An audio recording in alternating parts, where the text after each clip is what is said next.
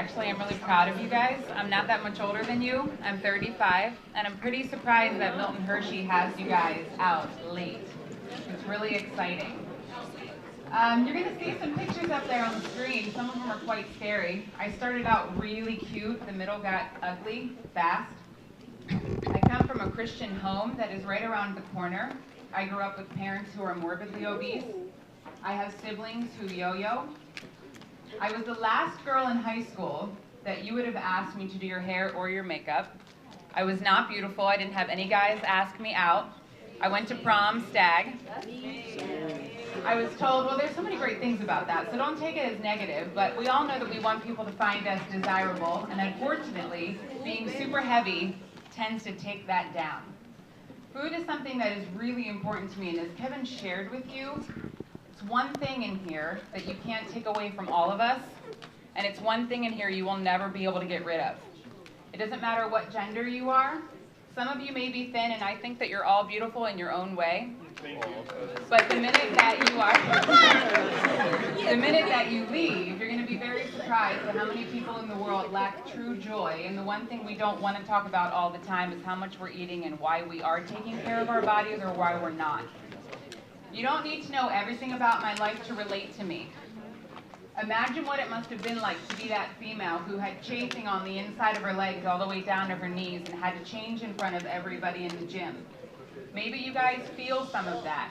Maybe you understand that when it got really hot outside and it was time to swim, that I wouldn't be able to do those things. At the age of 6, I accepted salvation. And that's funny coming from a family that says they know the Lord and the Lord had created our body, but we were also the same people overeating. You know, I watch very heavy people drop things in restaurants and we don't pick it up. We're so afraid of our pants revealing our crack. We're so afraid of actually being accountable to some of the things that we do. And it's very unfortunate that the vessel that we are in this room is going to take you to everything that you are going to do. But it's one of the last things that you will hear many people empower you to keep healthy. You're going to hear a lot of your friends complain about how they feel health-wise. It's linked to our nutrition. And in a world where we really say that we care about each other, then why is it so easy to constantly yo-yo? You guys might not have a problem with nutrition, but you're going to be surrounded by people in a world who do. And so it's something that can impact all of you.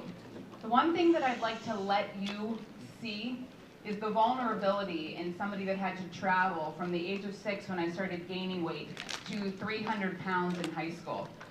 You know, lowered often weighed all of us, and it wasn't surprising when I got on the scale and I was capping at around 287 pounds. If I had a large meal, I was going to weigh 300. That's really tough for women. You know, I decided that I wanted to seek counseling. Maybe there was something that I was missing. So I would drive myself to counseling, and I would ask the counselor if there was something that was wrong with me.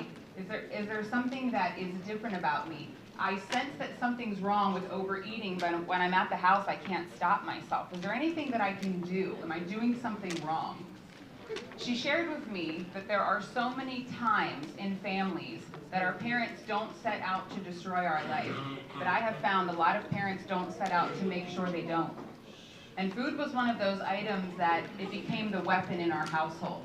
It's constantly used to give you pleasure. And that's one of the things that I realized, that my faith was stronger. When I accepted salvation, it really became real, that the people around me were speaking about God and saying that they knew who Jesus was, but they weren't exuding joy. And you run into people at the grocery store, thin or fat, and very, very few times they will make eye contact with you and acknowledge that you're there, whether you're beautiful or not. And it really is linked to self-worth.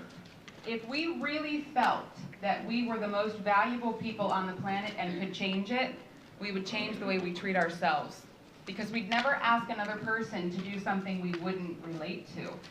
And eating really healthy isn't really that easy when you're surrounded by people who aren't doing it. You can't pick your families. So the minute that you're born, and you're born into a family that doesn't know how to treat food not like a weapon, you're kind of at your own mercy. Maybe your DNA, maybe your genetics. The only problem is very thin people aren't necessarily the healthiest either. So it's something that we really genuinely need to connect to. As I was going through high school and I was realizing that it didn't matter how much I ate or how much I didn't eat, and how much I was in counseling, I still had to leave the counselor's office and I had to go back out into society, the society that didn't help me, the society that didn't say, you might want to put that down. You don't have a boyfriend.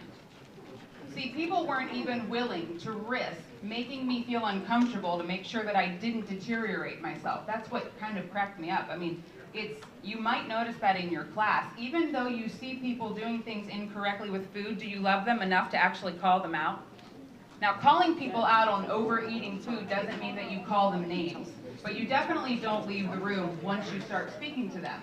You would speak to them with so much love that you knew if you were thriving in society and so were they, how would that hurt us? If we all loved ourselves so much and tomorrow when we got up we decided to treat our bodies so healthily so we could all go out and change one more person, that would make a huge difference. It's not something that is so easy to do, even though it's easy to hear. If I can leave you with one thing, as I started out at the age of 16, there are a few pictures up there where I'm actually thinner, but to other people I'm still very heavy. And that's one of those remarkable times in your life where you're going to be transitioning and you might be able to face the nutrition and you're going to go off to college and you might start asking questions about organic foods and how to work out, going to the gym versus running outside. My husband and I are gym rats. I'm a very structured person. I own a salon, so it's one of those things that's easy to fit in my schedule. It's in my schedule 3 times a week. But the journey that I went on to get there was really, really cumbersome. You know, you can't avoid stress in this life. And so one of the things that you need to really get a hold of is that food is one of those things that people will use in place of really walking with the Lord. I'm not talking about sitting in church and pretending that you know who He is. I'm talking about genuinely having a relationship with Him, saying that He's created you with ultimate value, and that if you really believed that, you would never deteriorate the temple that He's going to need to use tomorrow. So there's absolutely no reason why we can't all be beautiful and super healthy, because we'd never get in the way and we'd never be in competition. I want to encourage you to see the best of yourselves and to never put anything past your mouth to take away the pain or the stress of feeling inadequate. I know what it's like to feel inadequate. I know what it's like by the age of 17 to feel like you want to become a hairstylist and own a salon and you are super fat. I was one of the fattest girls in Lower Dauphin. I think there were 5 of us. I was like number 3.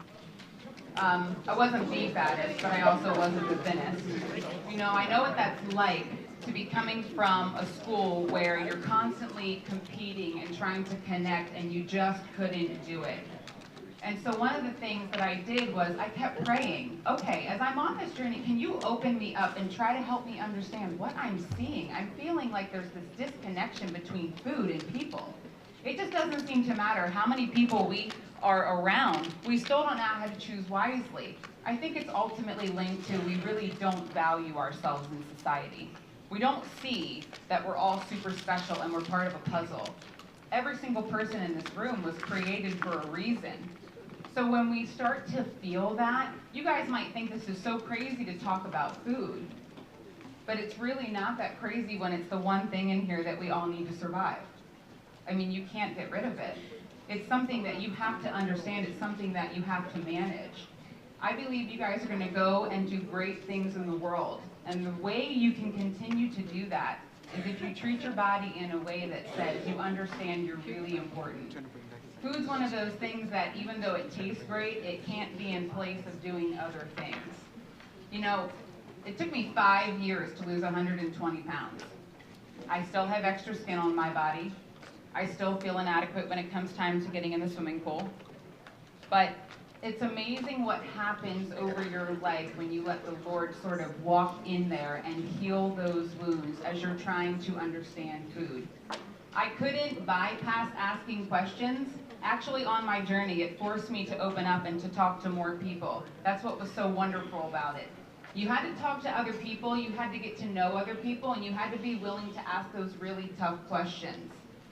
It took me 5 years, and at the end of those 5 years, I ended up marrying a gentleman named Jeffrey. He was the wrong guy, but I was 24. That's Joshua, that's my second husband.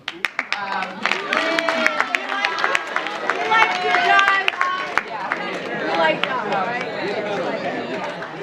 But you know, at 24, I thought I was going to be. I'm getting old. No one's ever going to want to marry me. I was fat for most of my life. It took me 5 years to lose the weight.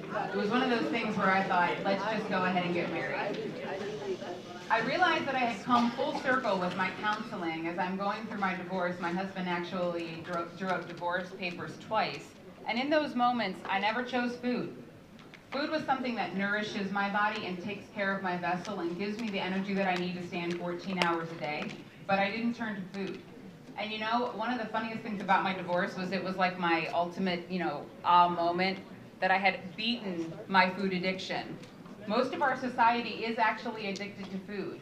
And instead of placing our walk with the Lord, we actually place food there instead. And you might be able to relate to this in your families. Instead of talking and opening up, food's in place a lot of times with television.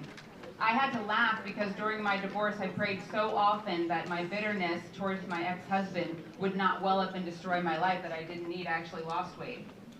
So going on from there, I thought, I made a lot of mistakes, but I can continue to go, and I can relate to Kevin by not giving up. That's actually what makes you successful.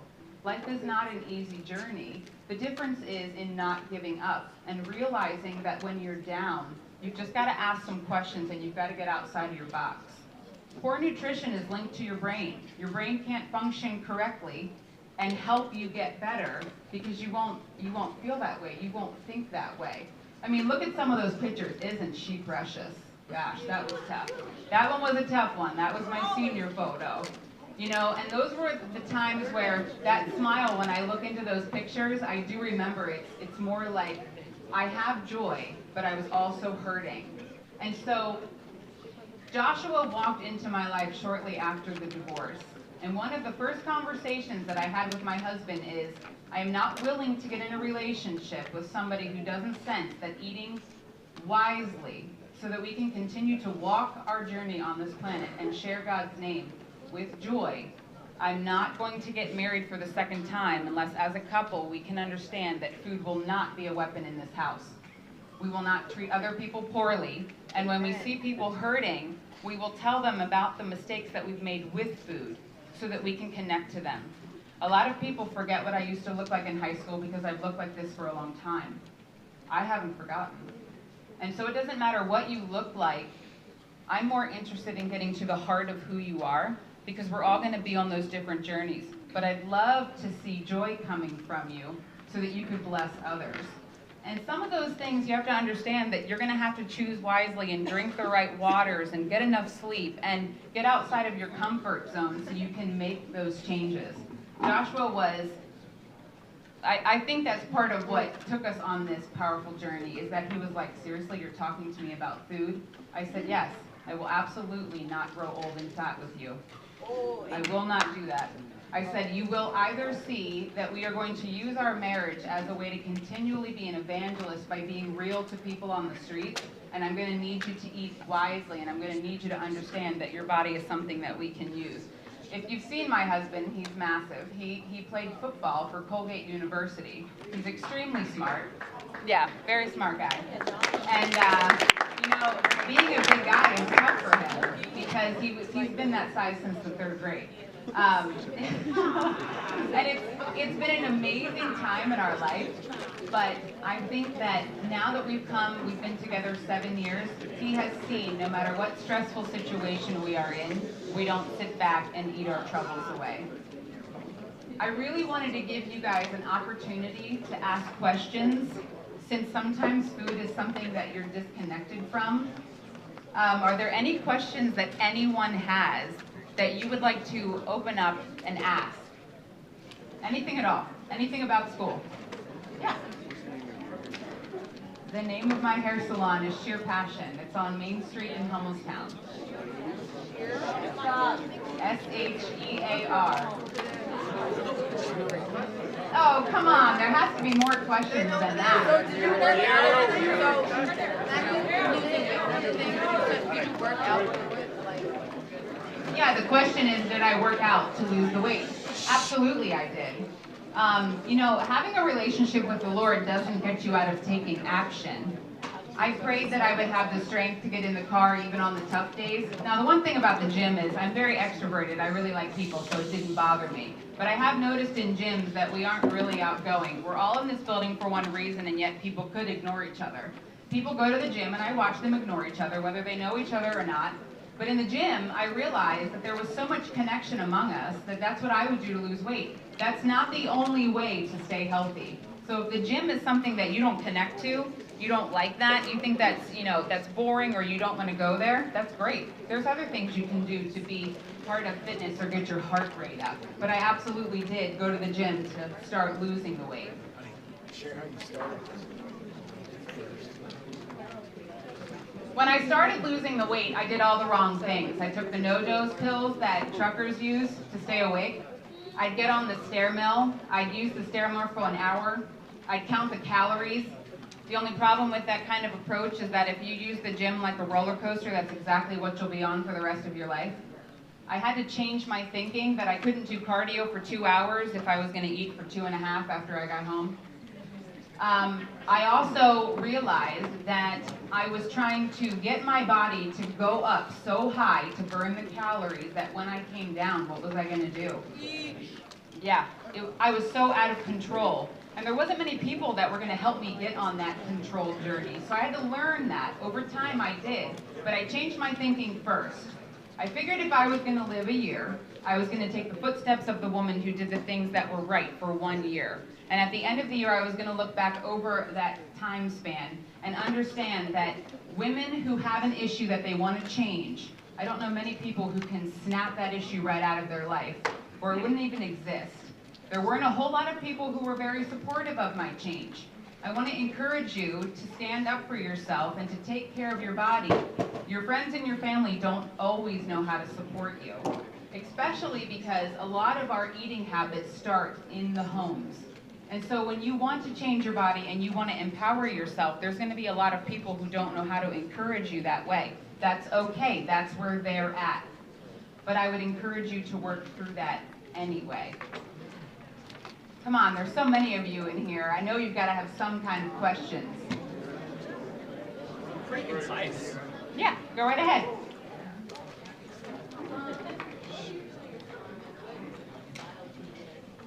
What do I do in my salon? Guys, this is hilarious. Absolutely hilarious. Talking about food and you want to know about hair.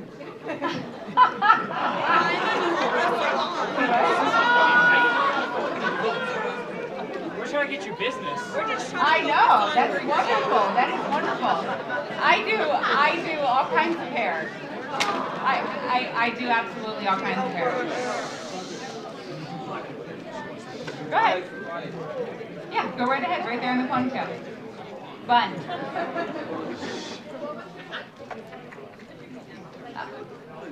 My biggest motivation was that I knew that this couldn't be God's will in our life. In a society where we have buildings and jobs and expectations, the one thing that I realized was we couldn't possibly be doing what the Lord wanted us to do if our bodies weren't healthy. And so because I sense God so strongly and I understand my faith, but my faith is real, it's not something where I ignore people or I expect them to sit down and read scripture with me. This is something that you wouldn't even need to ask me. I would just treat you differently in the stores. The only problem with being super overweight is that you ignore a lot of people because your self-confidence is not there. And so I knew that the Lord was going to need to take me on a journey to give me more self-worth, self-confidence, and really reveal the woman that He wanted me to be. Because I can't help anyone in this room if I can't take care of myself. If you guys needed help, because I'm able to run my own personal life, I'm not worried about this becoming out of control. Therefore, I can help you. So my motivation was, if I was going to be used to help others, I was going to have to get my life on track.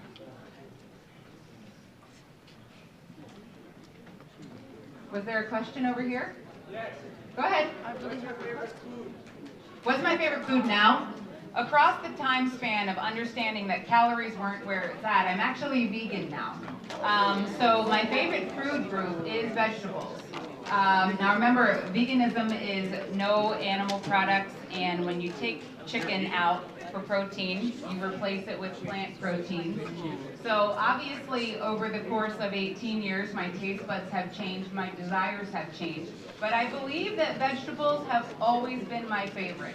Big, huge salads, that kind of thing. If I'm going to have comfort food, it's pizza all the way. Always. Yeah.